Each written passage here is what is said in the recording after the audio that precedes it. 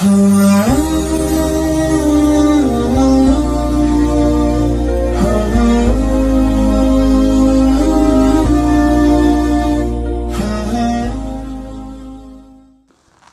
بالله من الشيطان الرجيم بسم الله الرحمن الرحيم قال عيسى ابن مريم اللهم ربنا أنزل علينا مائدة من السماء تكون لنا عيدا لأولنا وآخرنا وآية منك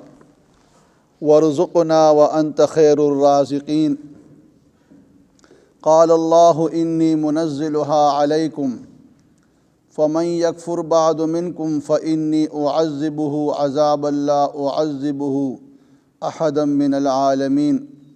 سبحانك لا علم لنا إلا ما علمتنا إنك أنت العليم الحكيم. تدین نڑوان دے آیاتن مبارک کے اللہ تعالی جل شانہ عم نوالہ دا عیسیٰ علیہ السلام دا حواریین و مطالبی ذکر اکو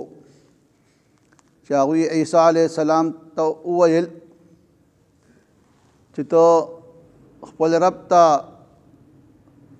دعا اغوالا چی منگ دا پارا اسمان نا مائدہ نازل کی. عیسیٰ علیہ السلام حواریین تا تنبیح ورکو چی دا اللہ نا اجرے گے پا دی خپل حال باندی قناعت او صبر اکے ذکر سنگا ستاسو نڑوان دی قومونو چاچے فرمائشی معجزہ مطالبہ کرے دا او بیائی پاغی عمل ندے کرے نو اغی اللہ اغا قوم او اغا خلق تباہ و برباد کری دی. حواریینو جواب کی بیا داو ویل چی زمانگا دا مطالبہ سے دا بے گستاخی بنا باندی ندا بلکہ منگا غوالو چی دین خوراک اکو او اطمینان قلب زم حاصل شی او دا مونتا معلوم شی چی تا مونتا رشتیا وینا کرے دا او منگا بیا دا نور خلقو دا پارا گواہان اگرزو. اس روایت کی دار آدی چی دغا دے کہ عیسیٰ علیہ السلام پا دی پوشو چی زمان دا دی حواریینو دا مطالبہ او دعوتی کم دی دا ناجائز ندا نو دغا دے کہ عیسیٰ علیہ السلام اللہ تو ادری دو رکعت نفل منزیو کو او بیا مانزنا پس دیر زیاد زاری و فریاد جڑے اکڑا او اللہ تے سوالو کو چی دا اغی متعلق دیولنبنی آیت کے ذکر دے چی قال اوائل عیسیٰ ابن مریم اللہم ربنا انزل علینا مائدة من السماء. یا اللہ اے زمانگا پالون کیا نازل کی مونگ باندی دا اسمان نا مائدہ اس دا مائدہ چی کم دا اسمان نا دا دی نزول کی گی دا دی خوانچی چی دا اگرزی زمانگ دا پارا تکون نا عیدن خوشحالی اگرزی لأولنا و آخرنا زمونگ دا رنبنو خلقو دا پارا او دا رستنو خلقو دا پارا او دا و آیتا منکا و داستا دا قدرت یو نخ اگرزی گی او ورزقنا و انت خیر الرازقین او تو روزی را کی منگتا او تو دا ٹون لا بہترا روزی ورکون کی ذات. اس دا عام انسان نظر او دا نبی نظر کی فرق ہوئی. حواریین عام خلقو نو اغی اول دا خپل دنیاوی غرض مطالبہ اکڑا چی دا مائدہ زمانگ دا پارا دی خوراک اگرزی او بیا اخروی متخبرہ رستو کئی چرا پدی باندی مونگتا استاد نبوت اغا حقانیت کارشی او زمانگ علتا اطمینان و سکون حاصل شی. عیسیٰ علیہ السلام اللہ تا چکل سوال کئی نلومانے چکم سوال کئی اغد آخرت سوال کئی اور رستو بیا چکم دی دا دنیاوی غرض سوال کئی. عیسیٰ علیہ السلام اللہ تا دا سوالو کو چی دا مائدہ زمونگ دا پارا دی دا رنبنو او دا رستنو خلقو دا پارا دی دا خوشحالے باعث اگر دی او دا دستا دا قدرت یو نخوی نو دا اخروی د آخرت چې کم دی د پاره یو قسمه سوال دی او دعا ده او وروسته بیا وایي چې ورزقنا وانت خیر الرازقین روزي راکړي موږ ته او ته د ټول نه بهتره روزي ورکوونکي دا د دنیا غرض اولاد مطالبه ده. نو عیسی علیه السلام اول د آخرت مطالبه کوي او وروسته بیا د دنیا غرض او مدعا بیانوي. او چې کله عیسی علیه السلام الله ته سوال وکړو نو یو حدیث مبارک دی ترمذی شریف کې د عمار بن یاسر بیان دی چې جناب رسول الله صلی الله علیه وسلم فرمایل چې دا مائده کم دستخوان چې د اسمان نه نازل شو نو پدې کې خوراک چې کم دی هغه ډوډۍ او غوښه وه او بیا پدې کې دا حکم ورته و چې پدې کې به تاسو خیانت نه کوئ او دا به سبا دپاره ځان له بچ کوئ نه یعنې ذخیره کوئ به نه. لیکن دغې خلکو بیا په هغې کې خیانت وکړو او ذخیره کول یې شروع کړل ګوی د حکم خلاف ورزي وکړه نو الله په هغوی باندې بیا عذاب راوستو د هغې نه خنزیران جوړ کړل چې وروستو الله فرمایي چې قال الله انی منزلها علیکم الله فرمایل چې ای عیسی علیه السلام بېشکه زه به په دوی باندې نازلوونکی یم دې مائدې لره خو دا خبره یاد ساته چې فمن یکفر بعد منکم نو فانی اعذبه پس چا چې انکار وکړو د دغې مائدې بې حرمتي وکړه د حکم خلاف ورزي وکړه پس د هغې نه نو زه به دوی له هغه عذاب ورکړم چې داسې عذاب ما چاله په دنیا کې نی ورکړی لا اعذبه احدا من العالمین. بل جواب کې دا راځي چې کله عیسی علیه السلام دا دعا وغوښتله او اسمان نه چې کوم دی مائده د دوو وریځو درمیان موجود وه لاندې هم وریځ وه بره هم وریځ وه دا دسترخوان و په دې کې خوراک و دا د بره اسمان را روانه وه او دنیا طرف ته راغله. حواریینو چې کوم دی باقاعده ښه مشاهده وکړه چې دا دسترخوان را روان دی هغې ډېر زیات خوشحاله شو چې کله دغه دسترخوان دغه خوانچه راله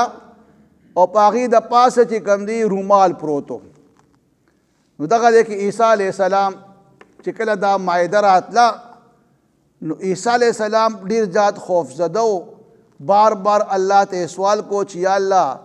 دا مائده رحمت وګرځې او دا غضب او قهر ونه ګرځې.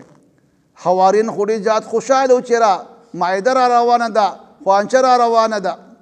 چې کله په هغې باندې هغه دسترخوان پروت و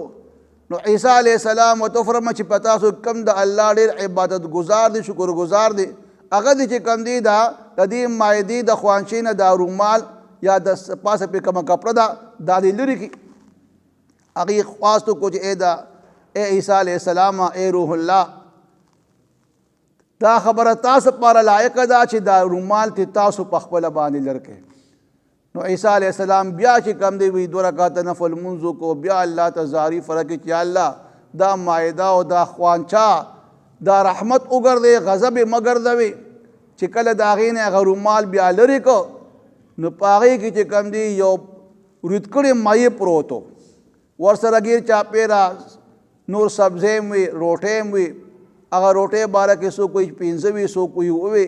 دغه شان سرکه مالګه وغیره پکې ذکر هم راغلی دی او مایع پکې داسې مایع و چې په هغې کې کانټا یعنې دا لشې پکې نه وي او غوړي ته بهېدل. بیا دغه دی کې دی حوارینو بیا یو خبره وکړه چې ای دا روح الله دا مایع چې کوم دی زموږ دپاره یو نښه وګرځې. نو هغه ورته وفرمایل چې تاسو چې کوم دی مطالبه کړې وه هغه مطالبه الله ستاسو منې ده نو بله نښې څه ضرورت دی ولې ځان په امتحان کې اچوئ. هغې بیا اصرار وکړو نو هغه وایي چې دا مایع چې کوم دی زموږ دپاره یو نښه وګرځې. نو عیسی چې کوم دی هغه مایع ته وایي چې ای مایع د الله په حکم باندې څنګه چې ته مخکې جم دی وي هغه شان دوباره جم دی شه. بیا هغه مایع چې کوم دی په هغه خوانچه کې باقاعده ټوپونه شروع کړل او دغه حوارین ته ویرېدل. بیا عیسی چې کوم دی هغه مایع ته حکم وکړو چې څنګه مخکې رود کړی وي هغه شان بیا رود کړي جوړ شه. مایع بیا خپل حالت ته راغی. بیا دغه دی کې عیسی چې کوم دی حوارین ته ووایي چې تاسو بسم الله کې د الله نوم واخلئ، د الله شکر ادا کړئ او دې نه خوراک شروع کړئ. هغې جواب کې دا و چې ای روح الله ته په خپله باندې د دې نه خوراک وکړه. هغې مطالبه تاسو کړې وه، تاسو چې کوم دی غوښتي وو، لهذا تاسو به ابتدا کوئ. هغې یېرېدل چې هسې نه د دې نه مونږ خوراک وکړو، مونږ باندې افت را نه شي. نو دغه دی کې بیا عیسی علیه السلام چې کوم دی کم غریبانانو، بیمارانو، ګوډ شل خلکو هغه ټول را طلب کړل او هغې ته ووایي چې تاسو ته د دې نه خوراک کوئ، د الله نوم واخلئ او په دې باندې الله شکریه ادا کړئ. د هغې نه چې کوم دي هغه غرباو خلکو، مساکینو او بیمارانو، ګوډ شل وغیره څومره چې مریضانو، ټولو د هغې نه خوراک وکړو. چې کله هغوی خوراک وکړو نو چې کم کسان پکې غریبانانو هغه الله مالدار کړل، چې کم کسان پکې بیمارانو ګډ شلو هغه الله بالکل ټیک ټاک کړل. او دا حوارین بیا ډېر پښیمان وو چې رمته خوراک ونه کو، نو ډېر تمنا او افسوس یې کولو چې بیا دوباره بیا خوانچه او چې کله خوراک ترې نه وکړو هغه تقریبا 1300 یا 13000 کسان یادېږي یا 1300 هغې ته خوراک وکړو او بیا هم هغه شان په خوانچه کې هم هغه شان خوراک موجود پروت دی. بیا بره اسمان ته لاړه. او دوباره چې بیا کله دا مایده نازله شوله نو بیا مالدار او غریب ټول چې کم دي هغه پرې راچل پر شو او ټول پرې رالو، بس جګړې مګړې پکې شروع کړې او ډېر زیات یې کم دي یو بل له دیکې ورکول. بهرحال هغې نه خوراک کولو. بیا ولا عیسی چې کوم لمبر مقرر کړ، باقاعده د هر چا د پاچ په لمبر دې نه خوراک به کوې. یو ورځ به مایده راتلله او یو ورځ به نه راتله، تر دې چې 40 پورې دا مایده راتله دوی به ترې خوراک کولو. بیا د هغې نه پس حکم دا راغی چې را د دې مایدې نه به صرف مساکین او غربا خلک به خوراک کوي، مالدار خلک به دا خوراک د دې نه کوي. چې دا حکم راغی نو هغه مالدار خلکو چې کنې په دې کې بیا شک شروع کو چې دا څنګه مایده ده، دا خو موږ ته چې کوم دی د الله طرف نه نه ښکاري، دا خو د خپل سحر جادو وغیره کوي. نو چې کله هغې په دې کې شک او شبه شروع کړه کم کسانو، نو هغه کسان چې کوم د شپې وي بیا خپل بیبیانو سره روغ رمټ چې کوم دی سملاستل او سبا چې کله بیدار شو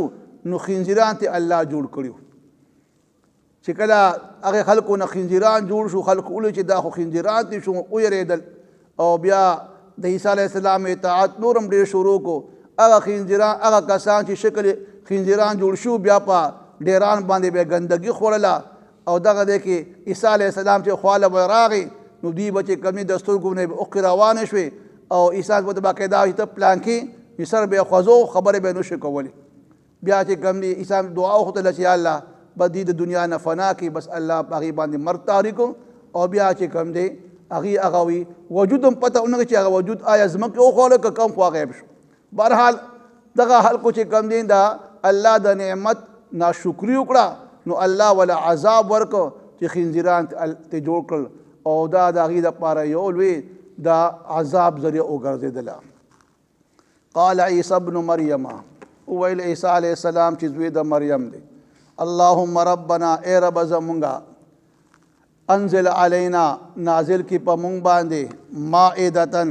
خوانچا من السماء د اسمان نه تکون لنا عیدن چې شي دا خوانچا زمونږ دپاره خوشحالي لاولنا زمونږ د لومبنو خلکو یعنی موجوده خلکو دپاره و آخرنا او د رستو خلکو دپاره و آیتا منکا او دا یو ستا د قدرت نښه وګرځي ورزقنا او روزي راکړي مونږ ته وانت خیر الرازقین او ته د ټول نه بهتر روزي ورکوونکي ذات. قال الله ویل الله انی منزلها علیکم بشک زه نازلونکي م دې مایدې لره په تاسو باندې خو فمن یکفر پس که چا انکار وکړو بعد منکم پس د دې نه نو فانی اعذبه پس بېشکه زه به عذاب ورکم عذابا عذاب داسې عذاب لا اعذبه چې داسې عذاب به مانی ورکړي احدا من العالمین اس یو کس ته په تمام جهان کې. قال افرمایل عیسی علیه السلام قال عیسی ابن مریم وویل عیسی چې زوی د مریم اللهم ربنا یا الله ای زمونږ ربا انزل علینا نازل کی په مونږ باندې مائدتن خوانچا من السماء د اسماننا تكون لنا عیدا چې شي دا خوانتا زمونږ د پاره خوشحالي لاولنا زمونږ د رومبنو خلکو د پاره یعنی موجوده خلکو د پاره واخرنا او رستو خلکو د پاره وآیه منک او دا ستا د قدرت یو نښه وګرځي زمونږ د پاره ورزقنا او روزي راکې مونږ لره وانت خیر الرازقین او ته د ټول نه بهتر روزي ورکوونکې ذات یې قال الله فرمایل انی منزلها علیکم بشک زه دا مایده نازلونکې په تاسو باندې فمن یکفر بعد منکم پس چا چې انکار وکړو پس د دې مایدې نه په تاسو کې چا نو فانی اعذبه پس بشک زه به عذاب ورکم عذابا داسې عذاب لا اعذبه احدا من العالمین چې داسې عذاب به ما بل چاله په عالم او جهان کې نه ورکړي